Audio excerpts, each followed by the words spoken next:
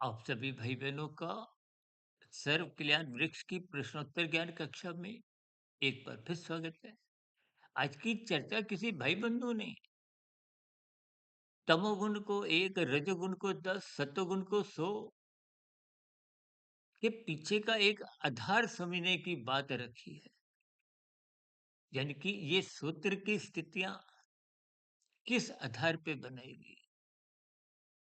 देखिए, शास्त्र बार बार कहीं ना कहीं सूत्र रूपी स्थितियां समझाते हैं। यूं तो देखिए, आपके हमारे जीवन में, देखिए, संसार में तो 950 करोड़ लोग से अधिक मनुष्य हैं। सबके अलग-अलग स्वभाव है। आपके परिवार में 6 सदस्य हैं तो 6 सदस्यों का अलग-अलग स्वभाव है। आपके गली-मोहल्ले में देखिए 200 300 लोग रहते हैं तो सबके अलग-अलग स्वभाव है। ये स्वभाव के अनुसार ही अलग-अलग स्थितियाँ बनती हैं। स्वभाव का अभिप्राय प्रकृति से ही है।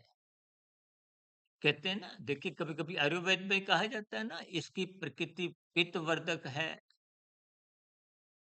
ये एक साधारण सी स्थिति है। प्रकृति का अभिप्राय प्रकृति के 3 गुणों से है। तमोगुण, रजोगुण, सतोगुण की स्थितियां हैं।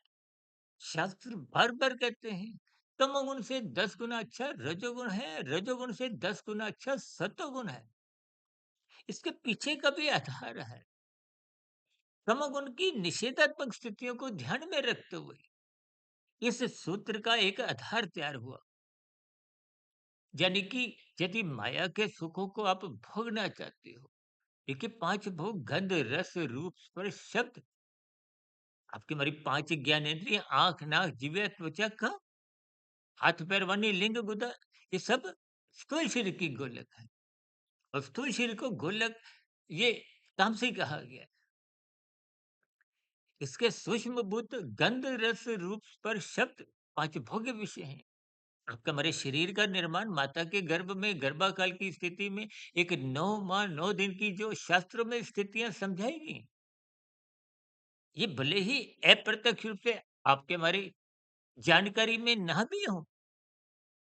देखिए, प्रत्यक्ष रूप से तो आप शिशु काल, यानी कि जन्म होने के बाद की स्थितियां, फिर बचपन काल, किशोर अवस्था, युवावस्था, वृद्धावस्था, ये सब स्थितियां आप और हम देखते आए। और मृत्यु से भी आप और हम अनभिज्ञ नहीं है। ये प्रकृति का जन्म मरण की स्थितियां, 84 लाख प्रकार की जोनियां, लेकिन इसमें महत्व केवल आपका मेरा है, मनुष्य जोनि का है। हालांकि देखिए, पशु जोनि और मनुष्य योनि में कोई विशेष भेद नहीं है, क्योंकि दोनों के जन्म की प्रक्रिया मैथुन प्रक्रिया है। इस भेद करने की स्थितियां केवल सत्संग के आधार पे ही है। इसलिए शास्त्र बार बार कहते हैं, जो मनुष्य सत्संग नहीं करता उसमें पशु वृत्तियां, आहार, मैथुन, निद्रा में ये पनपने लगती है।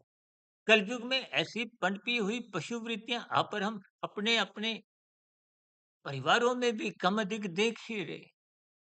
ये स्थितियां बिगड़ने का कारण सत्संग का अभाव है, सत्संग की न्यूनता है। ब्रह्म मुहूर्त में सोए रहने से ये स्थितियां निरंतर बलवती होती जा रही हैं। इन सभी स्थितियों पर आपको तर्कपूर्वक चिंतन करना होगा। देखिए, तमोगुण से 10 गुना अच्छा इसीलिए कहा गया है। तमोगुण को 1, रजोगुण को 10, यानी कि छीना झपटी करने की बजाय आप कृत्य करो। कृत्य का अभिप्राय कर्म करने से है। कृत्य का अभिप्राय एक क्रिया करने से है, पुरुषार्थ करने से है। देखिए, प्रकृति की स्वयं, ये प्रकृति शब्द के भी देखिए, हम ब्रह्म मुहूर्त ज्ञान उपदेश कक्षा में ऐसी कितनी ही हमने वीडियो प्रसारित किए हैं जिसमें हमने प्रकृति के अलग अलग 3 वर्ण किए हैं। प्रा का अभिप्राय प्रकाश से है, कर का मतलब कृत्य से है, ती का अभिप्राय तमोगुण से है। यानी कि प्रकृति तीनों गुणों की सम अवस्था का ही नाम है। जिस प्रकृति को अपरम प्रकृति कहते हैं, वो यथार्थ रूप में शास्त्रों में विकृति समझाई गई है। यानी कि 1 और 10 का अभिप्राय यही है कि छीनने की बजाय आप कृत करो, इसलिए ये 10 गुना अच्छा, तमोगुण से 10 गुना अच्छा रजोगुण है। और रजोगुण से 10 गुना अच्छा, यानी कि सत्वगुण को 100 कहा गया। किस लिए? ताकि आप कृत्य करो। कृत्य का अभिप्राय कानून के अंतर्गत जो सरकारी आदेश हैं, नियम हैं, कायदे हैं। जैसे हम बार-बार कहते हैं, लाल बत्ती पे रुक जाओ, केवल हरी बत्ती पे चलो, ये एक व्यवस्था है। देखिए, नियम कायदे एक व्यवस्था के अंतर्गत बनाए गए। हालाँकि भौतिक जगत में जितने भी नियम बनाए जाते हैं, उनमें कहीं न कहीं कुछ त्रुटि रह जाती है, क्योंकि आप और हम अल्पज्ञ हैं, पूर्ण नहीं है। परमात्मा की व्यवस्था पूर्ण है। परमात्मा की कर्मफल सिद्धांत की व्यवस्था जो सिद्धांत रूप में आप और हम बार-बार सुनते आए हैं, उसमें कहीं त्रुटि का तो कोई प्रश्न नहीं उठता।